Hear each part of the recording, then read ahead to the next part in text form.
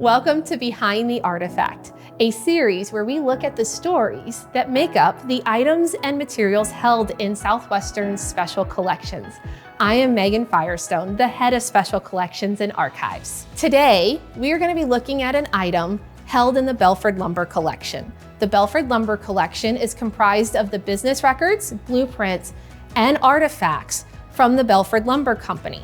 The Belford Lumber Company was created by Charles Belford, also known as C.S. Belford. It was a longtime builder here in Georgetown. Many of the homes in Old Town, plus some of the buildings on the square and on the campus of Southwestern University, were built by Charles Belford and the Belford Lumber Company. His story first starts in Ohio, where he was born in February 15, 1857. He will leave Ohio after the death of his first wife. He then arrives in Texas in 1881 to help rebuild the capital, which had burned down in a fire. Belford arrived in Georgetown about 1884. This is about 40 years after Georgetown and then Williamson County are established in 1848. He will then go on to work with one of our local lumber yards, Whittle and Harrell. It is there at Whittle and Harrell we first hear about the artifact we're going to be discussing today. So I'm going to read from the article that was published in the Williamson County Sun on August 20th, 1888. It notes that Belford has been building for himself a handsome tool chest. The chest, now about completed, is skillfully finished up on the inside. The outside does not present so attractive an appearance. The inside is lined with red plush. The top, when opened up, presents a beautiful view.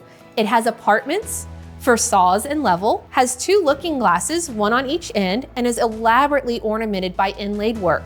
Chas S. Belford is artistically inlaid with Hollywood. Some of the inlaid work is mahogany.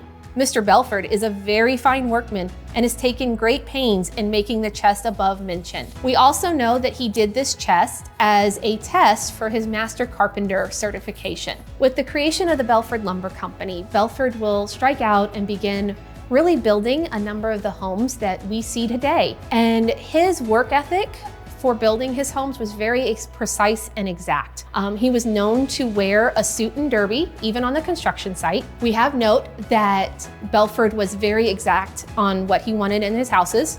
If something was not level or precise to his specification, he would have it ripped out and redone until it met his exacting specification. This is most likely why a number of the Belford houses are still standing today. Thank you for joining us for this edition of Behind the Artifact. This item, plus many more, are available at Southwestern University Special Collections and Archives. We invite you to come and explore these many items. We look forward to seeing you.